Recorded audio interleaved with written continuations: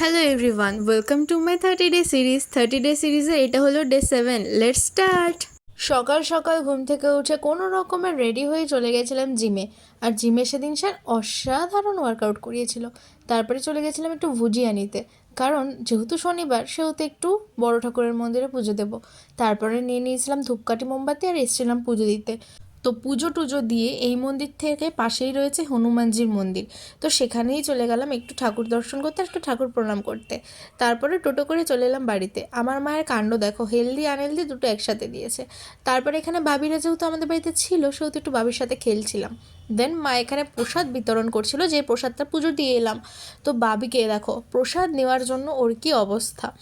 দেন অনেক কাজই করেছি, বাট ফুটেজ নেওয়া হয়নি। তারপরে লাঞ্চ করেছিলাম। আর বিকেলে সেজো মাসি বুবু সবাই এসেছিলো, তো ওরা সবাই মিলে চলে যাচ্ছিলো দাদুন বাড়িতে।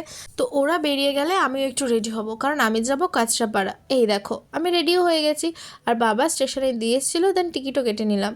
তারপরে আমার সরকারি বাহনে করে চলে গেলাম টুকটাক শপিং করতে। পুজো তো দোরগোড়ায়, তোমাদের কার কার পুজোর কী কী প্ল্যানিং আর কত শপিং হলো জানিও। দেন হালকা পাতলা শপিং করে নিয়ে কিছু খেতে গেলাম, কারণ শপিং করতে গেছি কিছু খাবো না তা তো হয় না।